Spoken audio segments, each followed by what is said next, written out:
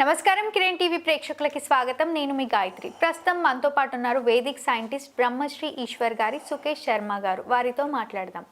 నమస్కారం గురుగారు. నమస్కారం తల్లి. గురుగారు, తిథి అతిథి అని సిరీస్ స్టార్ట్ చేశాం కదా, ఆ సిరీస్లో భాగంగా పాడ్యమి తిథి, ఆ తిథిన పుట్టిన వారి గురించి, వారి జాతకం ఎలా ఉంటుంది, అంటే వాళ్ళు ఏ దేవుణ్ణి ఉపాసన చేసుకోవాలి, ఒక్కసారి తెలియజేస్తారా? తప్పకుండా తల్లి. సాధారణంగా పాడ్యమి తిథిని ప్రతిపద అని కూడా అంటారు. ఈ యొక్క పాడ్యమి తిథికి అధిష్టాన దైవం సాక్షాత్తు అగ్నిహోత్రుడు. అందుకని ఈ తిథిలో పుట్టినటువంటి వాళ్ళందరికీ కూడా ముఖ్యంగా కొన్ని లక్షణాలు ఉంటాయి. అవి ఏమిటి అంటే, ఒకటి చురుకుదనం, చాలా తెలివైనటువంటి వాళ్ళు. రెండు, ఏ పనైనా కానీ అలసత్వం లేకుండా ఇన్స్టాంట్లీ చేయగలిగేటటువంటి సామర్థ్యత ఉన్నటువంటి వ్యక్తులు. అయితే ఈ చురుకుదనమే ఒక్కొక్కసారి వీళ్ళను నష్టాలను కూడా చూసేలాగా చేస్తుంది.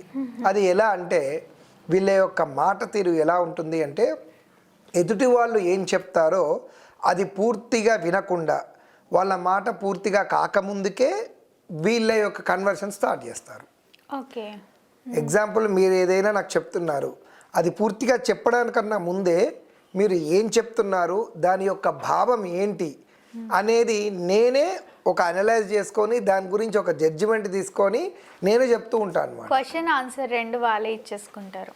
మీరు అడిగే ప్రశ్నకు ఆ ప్రశ్న పూర్తి కాక ముందే వీళ్ళు లోపల అనలైజ్ జరుగుతుంటుంది. వీళ్ళు ఏం చెప్తున్నారు, ఏంటి, ఏం కథ అన్నీ జరిగేసి దానికి ఒక జడ్జిమెంట్ తీసుకొని ఆ జడ్జిమెంట్ ముందే పూర్తి కాక ముందుకే వీళ్ళు చెప్పేస్తూ ఉంటారు అనమాట. నాకు తెలుసు నువ్వు ఏం చెప్పబోతున్నావు అని.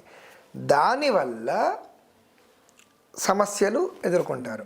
రెండు, వీళ్ళకు ముక్కు సూటితనం అనేది ఉంటుంది. అంటే ఏదున్నా స్ట్రైట్ అవే. ఓకే. సామధాన భేద దండోపాయాలు, ఏదున్నా డైరెక్ట్ మొహం మీదే చెప్తూ ఉంటారు. ఇది వీళ్ళకు సమస్యల్ని, చిక్కుల్ని తెచ్చిపెడుతుంది.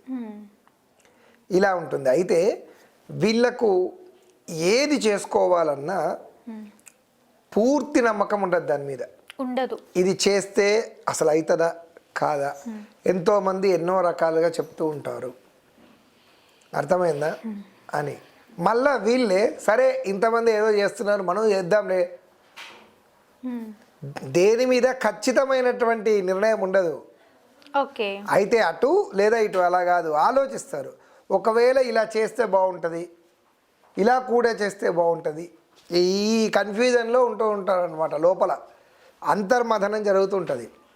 వీళ్లకు ఇలాంటివన్నీ క్లియర్ అవ్వాలి అని అనుకుంటే వీళ్ళు చేయవలసినటువంటిది అగ్ని ఆరాధన చేయాలి. అయితే ప్రతీ నెల కానీ 6 నెలలకు ఒకసారి వీలున్నప్పుడల్లా హోమాలు కానీ యజ్ఞాలు కానీ వాటిలలో పార్టిసిపేట్ చేయడము, లేదా వీళ్ళే హోమం చేసుకోవడము, యజ్ఞం చేసుకోవడం వల్ల మంచి ఫలితాలు వస్తాయి. అలా కుదరని పక్షంలో కనీసం ప్రతిరోజు కూడా వీళ్ళు ఉదయం కానీ సాయంత్రం కానీ ఈ 2 పూటల్లో ఏదో ఒక్క పూట ఎంచుకొని నియమబద్ధంగా ఒక దీపారాధన చేస్తూ ఉండాలి. వీళ్ళు ఖచ్చితంగా రోజు ఒక దీపం వెలిగించాలి. ఇలా వెలిగిస్తూ ఉంటే వీళ్ళ జీవితము అద్భుతంగా ఉత్తమమైనటువంటి పొజిషన్లో ఉండగలుగుతారు వీళ్ళు. ఓకే. ఈ పాడ్యమి తిథిన మార్నింగ్ నుంచి ఈవినింగ్ వరకు ఏ పనులకైతే మంచిది అంటారు? సాధారణంగా ప్రతిపద తిథి రోజున ఏ పని చేసినా కానీ లాంగిటివిటీ అంటే ఎక్కువ కాలం ఆ పనులు సాగేటటువంటివి చేసుకోవడం మంచిది. ఎగ్జాంపుల్, ఇల్లు కట్టుకోవాలి అని అనుకుంటున్నారు, దానికి సంబంధించినటువంటిది ఏంటిది అంటే, మీరు ఏ స్థలం కొనుక్కున్నారో ఆ స్థలాన్ని చదును చేయించి క్లీన్ చేయించుకునేటటువంటిది.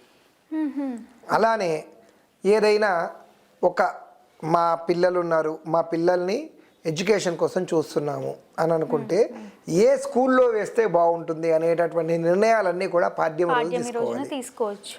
ఎగ్జాంపుల్, చూజింగ్ ఒకటి, ఈ స్కూల్లో వేస్తే బాగుంటుందా, ఈ కాలేజీలో వేస్తే బాగుంటుందా, ఉద్యోగమైనా కానీ 3-4 కంపెనీస్ ఉన్నాయి, ఏ కంపెనీలో నా లైఫ్ బాగుంటుంది అనేటటువంటి నిర్ణయాలు తీసుకోవడానికి ఈ పాడ్యమి తిథి చాలా ముఖ్యమైనటువంటి రోజు. ఓకే. ఏ పనులకు మంచిది కాదంటారు గురుగారు? సాధారణంగా ఈ పాడ్యమి తిథిన వస్తువులను వేలం వేయడం కానీ, తర్వాత ఈ చవకబారినటువంటివి ఏవైతే ఇంట్లో పనికి రాకుండా స్క్రాప్ అయ్యి లేదా చిలుంబట్టినటువంటివి ఈ వస్తువులు ఏవైనా ఉంటే పాడ్యమి తిథిన పాడేయాలి అని అంటారు. ఓకే. ఎందుకంటే మళ్ళీ అలాంటి వస్తువులు కానీ మళ్ళీ దీనికి సంబంధించినటువంటి జీవితంలో ఎలాంటివి కానీ దరిచేరవు అని అంటారు. ఈవెన్ ఒక్కొక్కసారి పాడ్యమి తిథి సాయంత్రం పూట ఇంట్లో ఎవ్వరూ లేనటువంటి సందర్భంలో చక్కగా ఇల్లుని పరిశుభ్రంగా చేసుకొని ఇల్లు మొత్తం ధూపం వేసి ఒక్కరోజు ఇంట్లో కాకుండా మేడ మీద పడుకోమని చెప్తారు. దానివల్ల ఏమవుతుంది అంటే ఇంట్లో ఉండే నెగటివ్ ఎనర్జీ కానీ ఇంటిని ఆవాహన చేసుకున్నటువంటి పిశాచములు కానీ ఆ ఇంటిని విడిచిపెట్టి వెళ్ళిపోతాయట. ఓకే. ఆ ఒక్కరోజు తప్పకుండా గురుగారు, పాడ్యమి తిథి గురించి ఎంతో చక్కగా ప్రేక్షకుల కోసం తెలియజేసినందుకు ధన్యవాదాలు. నమస్కారం. చూసారు కదా, మా వీడియో తప్పకుండా మీకు నచ్చిందని అనుకుంటున్నాను. అలా అయితే లైక్ చేయండి, షేర్ చేయండి. మరిన్ని ఇలాంటి ఇంట్రెస్టింగ్ వీడియోస్ కోసం మా ఛానల్ని తప్పకుండా సబ్స్క్రైబ్ చేసుకోండి. గురుగారిని కలవాలి, మీకున్న సమస్యలకు పరిష్కారం తెలుసుకోవాలి అనుకుంటే వీడియోలో స్క్రోల్ అవుతున్న నెంబర్ని కాంటాక్ట్ అవ్వచ్చు. Thank you.